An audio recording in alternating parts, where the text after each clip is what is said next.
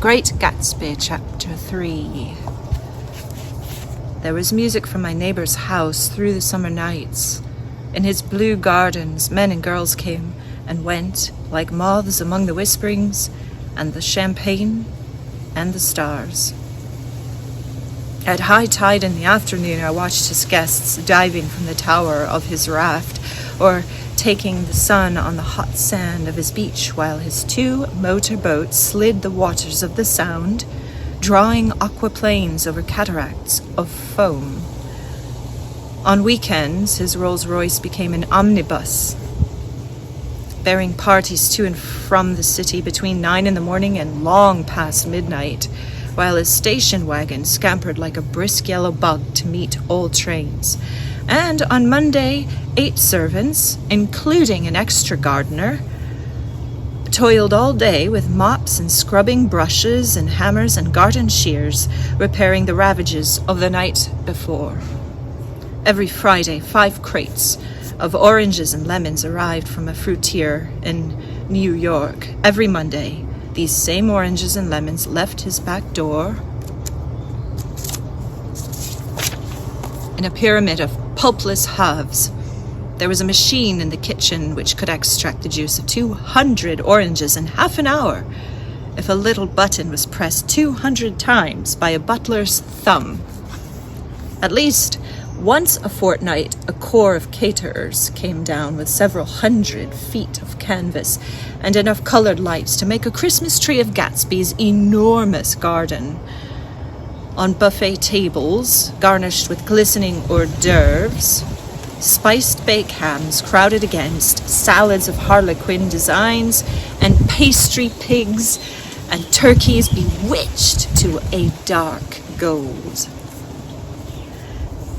In the main hall, a bar with a real brass rail was set up and stocked with gins and liqueurs and with cordials so long forgotten that most of his female guests were too young to know one from another.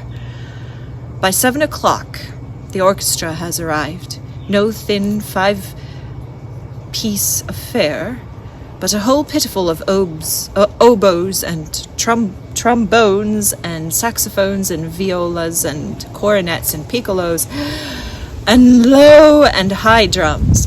The last swimmers that came in from the beach now are dressing upstairs. The cars from New York are parked 5 deep in the drive and already in the halls, and salons and verandas are gaudy with primary colors, and hair shorn in strange new ways, and shawls beyond the dreams of Castile. The bar is in full swing, and floating rounds of cocktails permeate the garden outside until the air is alive with chatter and laughter and casual innuendo and introductions forgotten on the spot, and enthusiastic meetings between women who never knew each other's names. Sorry. I got so excited I knocked the camera off the pedestal there. The lights grow brighter as the earth lurches away from the sun, and now the orchestra is playing yellow cocktail music and the opera of voices pitches a key higher. Laughter is easier minute by minute, spilled with prodigality. Tipped out at a cheerful word. The groups change more swiftly, swell with new arrivals, dissolve and form in the same breath. Already there are wanderers, confident girls who weave here and there among the stouter and more stable, become for a sharp, joyous moment the center of a group, and then, excited with triumph, glide on through the sea change of faces and voices and color under the constantly changing light. Suddenly, one of the gypsies, in trembling opal, seizes a cocktail out of the air, dumps it down for courage, and moving her hands like Frisco, dances out alone on the canvas platform. A momentary hush. The orchestra leader varies his rhythm obligingly for her, and there is a burst of chatter as the erroneous news goes around that she is Gilda Gray's understudy from the Follies. The party has begun. I believe that on the first night I went to Gatsby's house, I was one of the few guests who had actually been invited. People were not invited. They went there.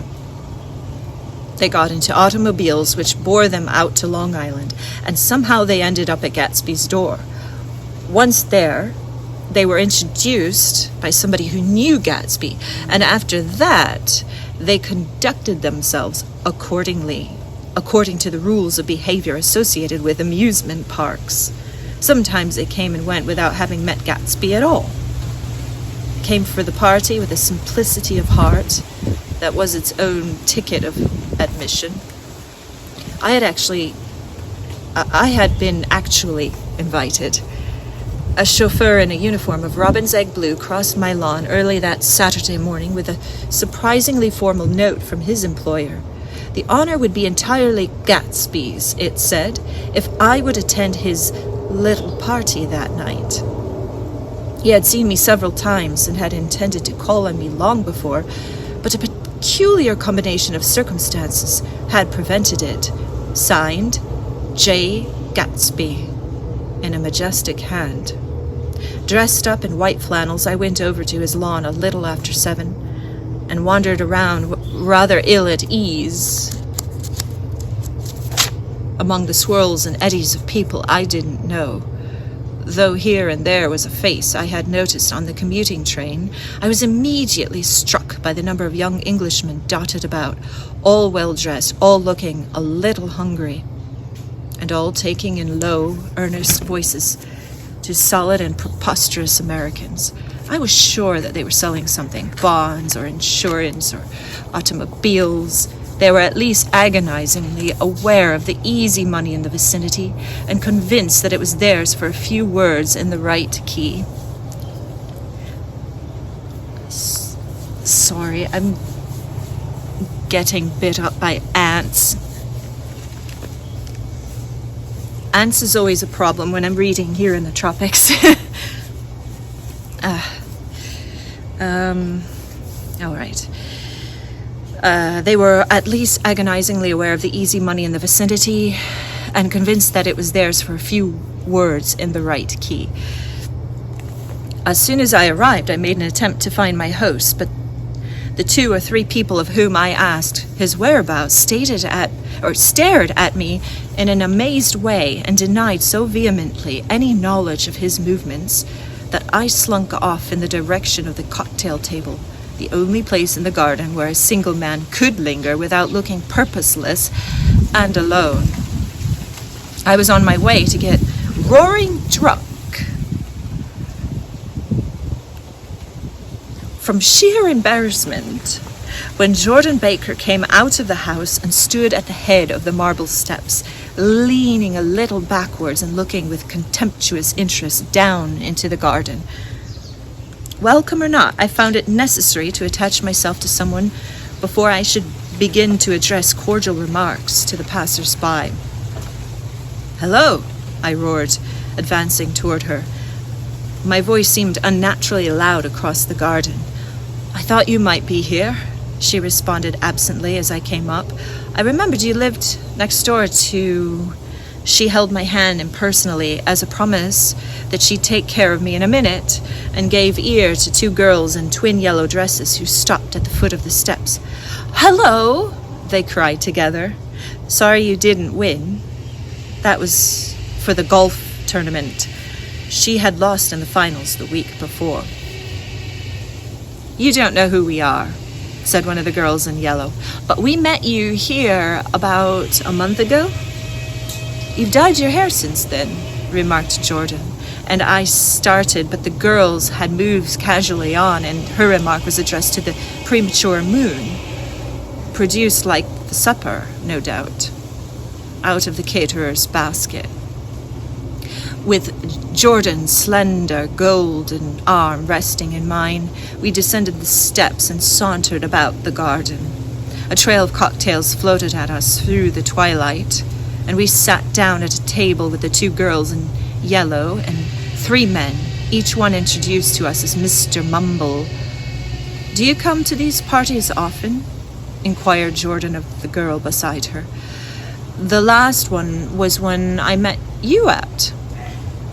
answered the girl in an alert, confident voice. She turned to her companion. Wasn't it for you, Lucille? It was for Lucille, too. I like to come, Lucille said. I never care what I do, so I always have a good time. When I was here last, I tore my gown on a chair, and he asked me my name and address. Inside a week, I got a package from Quarriers. I don't know that word, Quarriers. Croirier''.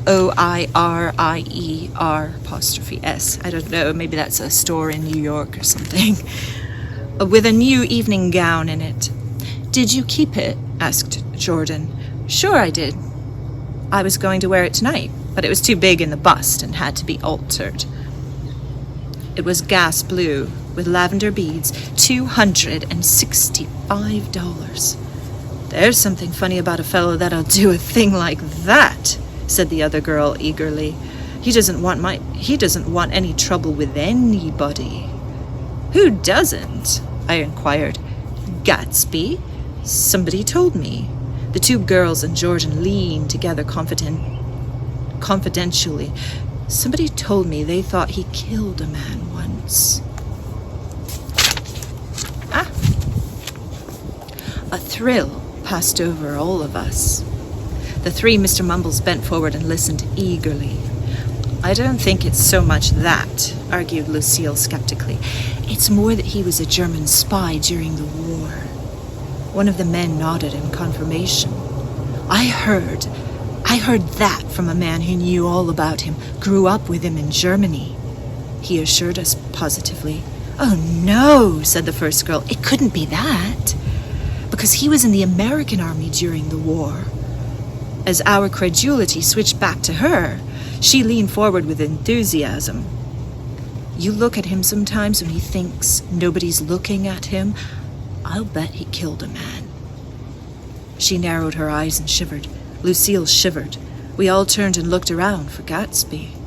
It was testimony to the romantic speculation he inspired that there were whispers about him from those who found little that it was necessary to whisper about in this world. The first supper, there would be another one after midnight, was now being served, and Jordan invited me to join her own party, who were spread about a table on another side, on the other side of the garden. There were 3 married couples and Jordan's escort, a persistent undergraduate given to violent innuendo, and obviously under the impression that sooner or later Jordan was going to yield him up to her person to a greater or lesser degree. Instead of rambling, this party had preserved a dignified homogeneity. That's a word I haven't seen in a while. And assumed to itself the function of representing the staid, S-T-A-I-D, staid nobility of the countryside, East Egg, condescending to West Egg, and carefully on guard against its spectroscopic gaiety. Let's get out, whispered Jordan, after a somehow wasteful and inappropriate half hour. This is much too polite for me. We got up and she explained that we were going to find the host. I had never met him, she said, and it was making me uneasy. The undergraduate nodded in a cynical, melancholy way. The bar, where we glanced first, was crowded, but Gatsby was not there. She couldn't find him from the top of the steps, and he wasn't on the veranda. On a chance, we tried an important-looking door and walked into a high Gothic library, paneled with carved English oak, and probably transported complete with some ruin overseas. A stout, middle-aged man with enormous owl-eyed spectacles was sitting somewhat drunk on the edge of a great table, staring with unsteady concentration at the shelves of books. As we entered, he wheeled excitedly around and examined Jordan from head to foot. "What do you think?" he demanded impetuously. "About what?" He waved his hand toward the bookshelves. "About that. As a matter of fact, you needn't bother to ascertain. I ascertained. They're real." "The books?" He nodded. Absolutely real. Have pages and everything. I thought they'd be a nice, durable cardboard. Matter of fact, they're absolutely real. Pages and... Here, let me show you. Taking our skepticism for granted, he rushed to the bookcases and returned with Volume 1 of the Stoddard Lectures. See? He cried triumphantly. It's a bona fide piece of printed matter. It fooled me. This fellow's a regular Belasco. It's a triumph. What thoroughness, what realism. Knew when to stop too, didn't cut the pages. But what do you want? What do you expect? He snatched the book from me and replaced it hastily on its shelf, muttering that if one brick was removed, the whole library was liable to collapse. Who brought you, he demanded, or did you just come? I was brought. Most people were brought. Jordan looked at him alertly, cheerfully, without answering. I was brought by a woman named Roosevelt, he continued. Mrs. Claude Roosevelt, do you know her? I met her somewhere last night. I've been drunk for about a week now, and I thought it might sober me up to sit in a library. Has it? A little bit, I think. I can't tell yet. I've only been here an hour. Did I tell you about the books? They're real. You told us. We shook hands with him gravely and went back outdoors.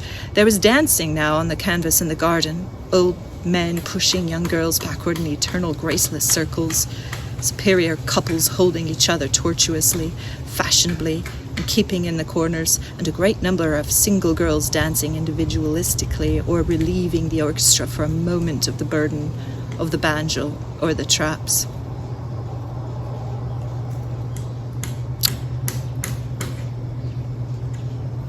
There might be some people working behind me. Sorry about the noise. By midnight, the hilarity had increased.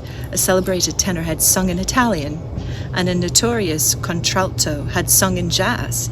And between the numbers, people were doing stunts all over the garden, while happy, vacuous bursts of laughter rose toward the summer sky. A pair of stage twins, who turned out to be girls in yellow, did a baby act in costume, and champagne was served in glasses bigger than finger bowls. The moon had risen higher, and floating in the sound was a triangle of silver scales, trembling a little to the stiff, tiny drip of the banjos on the lawn. I was still with Jordan Baker. We were sitting at a table with a man of about my age and a rowdy little girl who gave way upon the slightest provocation to uncontrollable laughter. I was enjoying myself now. I had taken 2 finger bowls of champagne, and the scene had changed before my eyes into something significant, elemental, and profound. At a lull in the entertainment, the man looked at me and smiled. "Your face is familiar," he said politely. "Weren't you in the 3rd Division in the war?" "Why, yes, I was in the 9th Machine Gun Battalion. I was in the 7th Infantry until June 1918. I knew I'd seen you somewhere before." We talked for a moment about some wet, grey little villages in France. Evidently, he lived in this vicinity, for he told me that he had just bought a hydroplane and was going to try it out in the morning.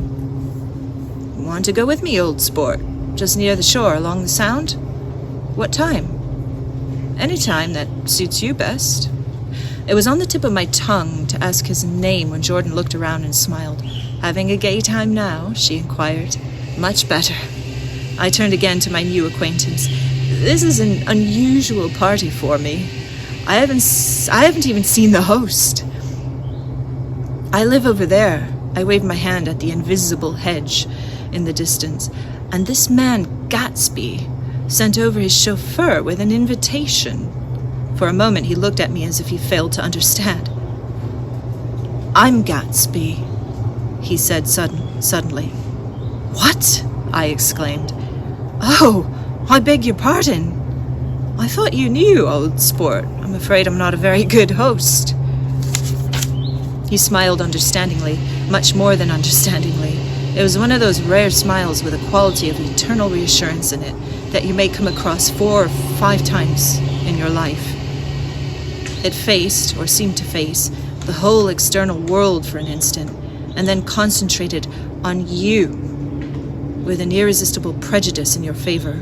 It understood you just so far as you wanted to be understood, believed in you as you would like to believe in yourself.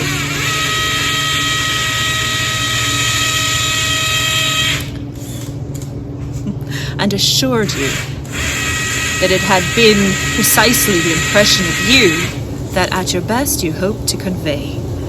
Precisely at that point, it vanished, and I was looking at an elegant young roughneck, a year or two over 30, whose elaborate formality of speech just missed being absurd. Some time before he introduced himself, I got a strong impression that he was picking his words with care. Almost at the moment when Mr. Gatsby identified himself, a butler hurried toward him with the information that Chicago was calling him on the wire. He excused himself with a small bow that included each of us in turn. "If you want anything, just ask for it, old sport," he urged me. "Excuse me, I will rejoin you later." When he was gone, I turned immediately to Jordan, constrained to assure her of my surprise. I had expected that Mr. Gatsby would be a florid and corpulent person in his middle years. "Who is he?" I demanded. "Do you know?" "He's just a man named Gatsby." "Where is he from, I mean? And what does he do?" "Now you're started on the subject," she answered with a wan smile. "Well, he told me once he was an Oxford man." A dim background started to take shape behind him, but at her next remark, it faded away. "However, I don't believe it." "Why not?" "I don't know," she insisted. "I just don't think he went there." Something in her tone reminded me of the other girls. I think he killed a man, and had that effect of stimulating my curiosity. I would have accepted without question the information that Gatsby sprang from the swamps of Louisiana or from the Lower East Side of New York. That was comprehensible. But the young men didn't, at least in my provincial inexperience, I believe they didn't, drift coolly out of nowhere and buy a palace on Long Island Sound. "Anyhow, he gives us large parties," said Jordan, changing the subject with an urbane distaste for the concrete. "And I like large parties. They're so intimate. At small parties, there isn't any privacy." There was a boom of a bass drum, and the voice of the orchestra leader rang out suddenly above the echolalia of the garden. "Ladies and gentlemen," he cried, "at the request of Mr. Gatsby, we are going to play for you Mr. Vladimir Tolstoy's latest work, which attracted so much attention at Carnegie Hall last May. If you read the papers, you know there was a big sensation." He smiled with jovial condescension, and added, "Some sensation," whereupon everybody laughed. "The piece is known," he concluded lustily, "as Vladimir Tolstoy's Jazz History of the World." The nature of Mr. Tolstoy's composition eluded me because, just as it had began, my eyes fell on Gatsby. Standing alone on the marble steps and looking from one group to another with approving eyes. His tanned skin was drawn attractively tight on his face, and his short hair looked as though it were trimmed every day. I could see nothing sinister about him. I wondered if the fact that he was not drinking helped to set him off from his guests, for it seemed to me that he grew more correct as the fraternal hilarity increased. When the jazz history of the world was over, girls were putting their heads on men's shoulders in a puppyish, convivial way. Girls were swooning backward playfully into men's arms, even into groups, knowing that someone would arrest their falls, but no one swooned backward on Gatsby. And no French bob touched Gatsby's shoulder, and no singing quartets were formed with Gatsby's head for one link. "I beg your pardon." Gatsby's butler was suddenly standing beside us. "Miss Baker," he inquired, "I beg your pardon, but Mr. Gatsby would like to speak to you alone." "With me?" she exclaimed in surprise. "Yes, madame." She got up slowly, raising her eyebrows at me in astonishment, and followed the butler toward the house. I noticed that she wore her evening dress, all her dresses, like sports clothes. There was a jauntiness about her movements, as if she had first learned to walk upon golf courses on crisp, clean mornings. I was alone, and it was almost 2. For some time confused and intriguing sounds had issued from a long, many-windowed room which overhung the terrace, eluding Jordan's undergraduate, who is now engaged in obstetrical conversation with 2 chorus girls, and who implored me to join him. I went inside. The large room was full of people. One of the girls in yellow was playing the piano, and beside her stood a tall, red-haired young lady from a famous chorus, engaged in song. She had drunk a quantity of champagne, and during the course of her song she had decided ineptly that everything was very, very sad. She was not only singing, she was weeping too. Whenever there was a pause in the song, she filled it with gasping, broken sobs, and then took up the lyric again in a quavering soprano. The tears coursed down her cheeks, not freely, however, for when they came into contact with her heavily beaded eyelashes, they assumed an inky color and pursued the rest of their way in slow black rivulets. A humorous suggestion was made that she sing the notes on her face, whereupon she threw up her hands, sank into a chair, and went off in deep, vinous sleep. She had a fight with a man who says he's her husband, explained a girl at my elbow. I looked around. Most of the remaining women were now having fights with men and said to be their husbands. Even Jordan's party, the quartet from East Egg, were rent asunder by dissension. One of the men was talking with curious intensity to a young actress, and his wife, after attempting to laugh at the situation in a dignified and indifferent way, broke down entirely and resorted to flank attacks. At intervals, she appeared suddenly at his side like an angry diamond and hissed, "You promised!" into his ear. The reluctance to go home was not confined to wayward men. The hall was at present occupied by 2 deplorably sober men and their highly indignant wives. Their wives were sympathizing with each other in slightly raised voices.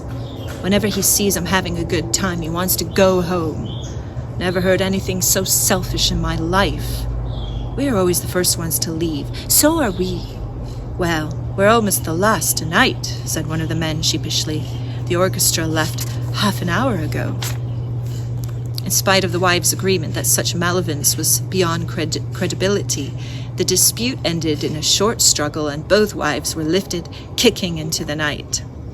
As I waited for my hat in the hall, the door of the library opened, and Jordan Baker and Gatsby came out together.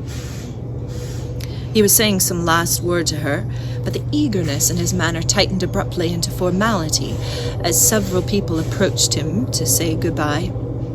Jordan's party were calling impatiently to her from the porch, but she lingered for a moment to shake hands. "I've just heard the most amazing thing," she whispered. "How long were we in there?" "Why, about an hour." "It was simply amazing," she repeated abstractedly, "but I swore I wouldn't tell it, and here I am tantalizing you." She yawned gracefully in my ear. "Please come and see me. Phone book. Under the name Mrs. Sigourney Howard. My aunt." She was hurrying off as she talked. Her brown hand waved a jaunty salute as she melted into her party at the door. Rather ashamed that on my first appearance I had stayed so late, I joined the last of Gatsby's guests who were clustered around him. I wanted to explain that I'd hunted for him early in the evening and to apologize for not having known him in the garden. "Don't mention it," he enjoined me eagerly. "Don't give it another thought, old sport." The familiar expression held no more familiarity than the hand which reassuringly brushed my shoulder. "And don't forget, we're going up to the hydroplane tomorrow morning at 9 o'clock. Then the butler behind his shoulder, "Philadelphia wants you on the phone, sir." "All right, in a minute. Tell them I'll be there. Good night." "Good night." "Good night." He smiled, and suddenly there seemed to be a pleasant significance in having been among the last to go, as if he had desired it all the time. "Good night, old sport, good night." But as I walked down the steps, I saw that the evening was not quite over. 50 feet from the door, a dozen headlights illuminated a bizarre and tumultuous scene. In the ditch beside the road, right side up, but violently shorn of one wheel, rested a new coupe, which had left Gatsby's drive not 2 minutes before.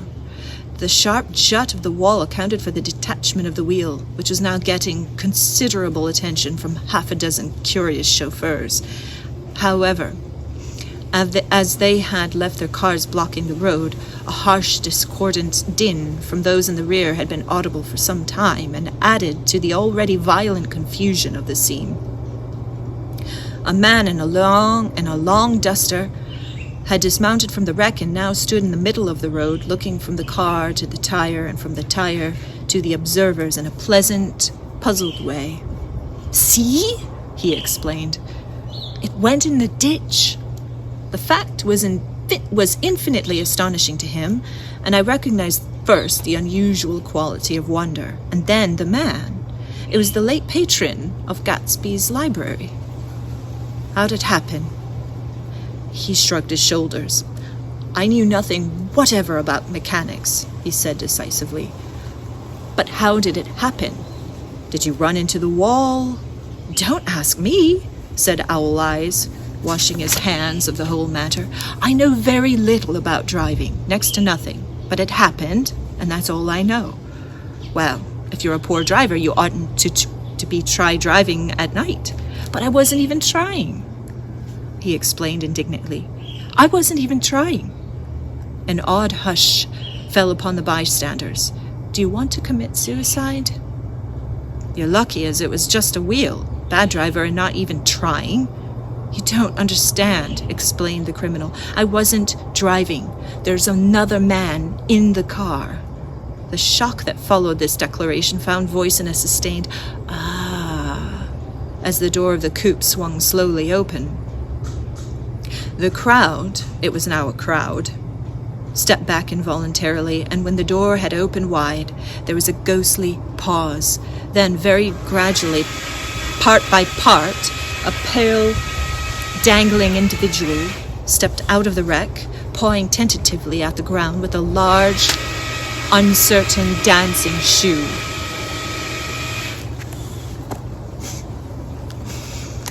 Blinded by the glare of the headlights and confused by the incessant groaning of the horns, the apparition stood swaying for a moment before he perceived the man in the duster. "What's the matter?" he inquired calmly. "Did we run out of gas? Look!" Half a dozen fingers pointed at the amputated wheel, and he stared at it for a moment and then looked upward as though he suspected that it had dropped from the sky. "It came off," someone explained. He nodded. "At first I didn't notice we stopped." Pause, then, taking a long breath and straightening his shoulders, he remarked in a determined voice, "Wonder if you'd tell me where there's a gas line station?" At least a dozen men, some of them little better off than he was, explained to him that the wheel and the car were no longer joined by any physical bond. "Back out," he suggested after a moment. "Put her in reverse." "But the wheel's off." He hesitated. "No harm in trying," he said. The caterwauling horns had reached a crescendo, and I turned away and cut across the lawns toward home.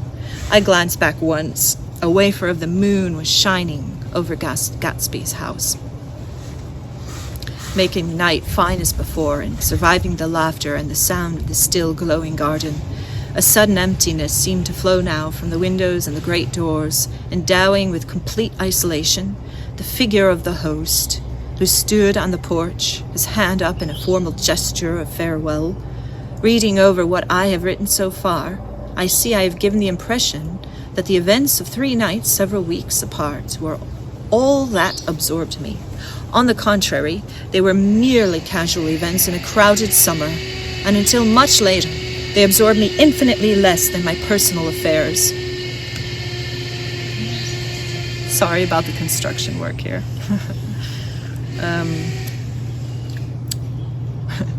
Most of the time I worked. In the early morning, the sun threw my shadow westward as I hurried down the white chasms of lower New York to the Probity Trust.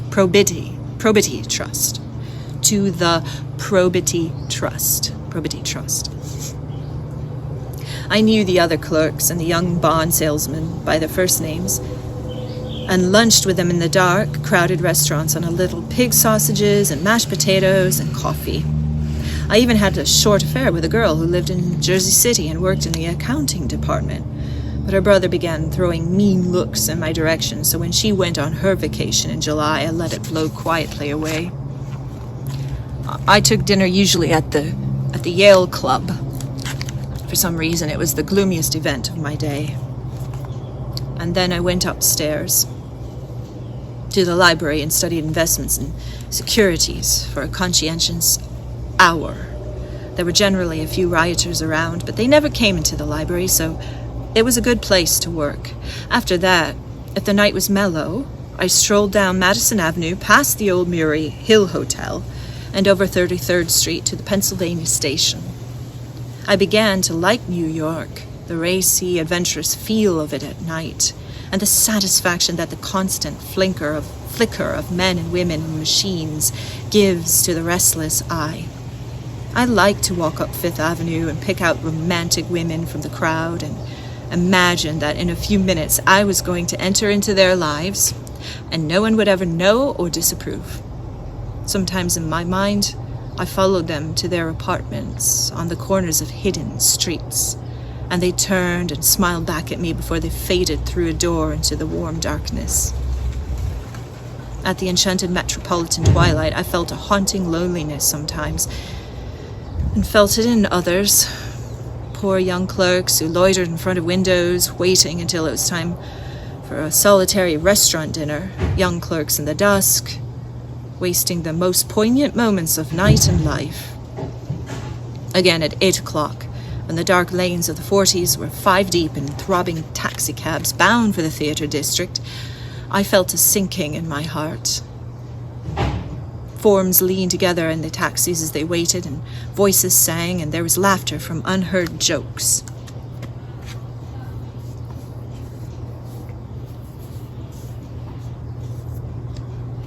And lighted cigarettes outlined unintelligible gestures inside, imagining that I too was hurrying toward gaiety and sharing their intimate excitement.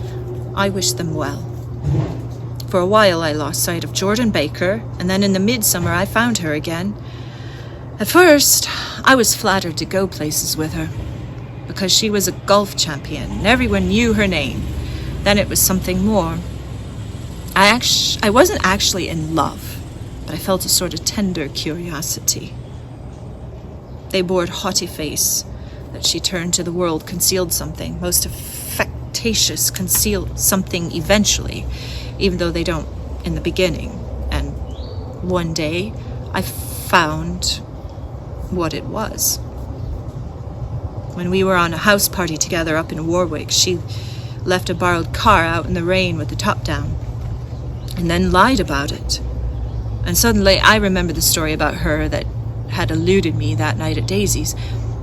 At her first big golf tournament, there was a row that nearly reached the newspapers. Sorry, there was a row that nearly reached the newspapers, a suggestion that she had moved her ball from the bad lie in the semi-final round. The thing approached the proportions of a scandal, then died away. A caddy retracted its statement, and the only other witness admitted that he might have been mistaken. The incident and the name had remained together in my mind. Jordan Baker instinctively avoided the clever, shrewd men, and now I saw that this was because she felt safer on a plane, where any divergence from a code would be thought impossible. She was incurably dishonest. She wasn't able to endure being at a disadvantage, and given this unwillingness, I suppose she had begun dealing in subterfuges when she was very young, in order to keep that cool, insolent smile turned to the world and yet satisfy the demands of her hard, jaunty body. It made no difference to me. Dishonesty in a woman is a thing you never blame deeply. I was casually sorry, and then I forgot. It was on that same house party that we had a curious conversation about driving a car. It started because she passed so close to some workmen that our fender flicked a button on one man's coat. "You're a rotten driver," I protested. "Either you ought to be more careful, or you oughtn't to drive at all." "I am careful."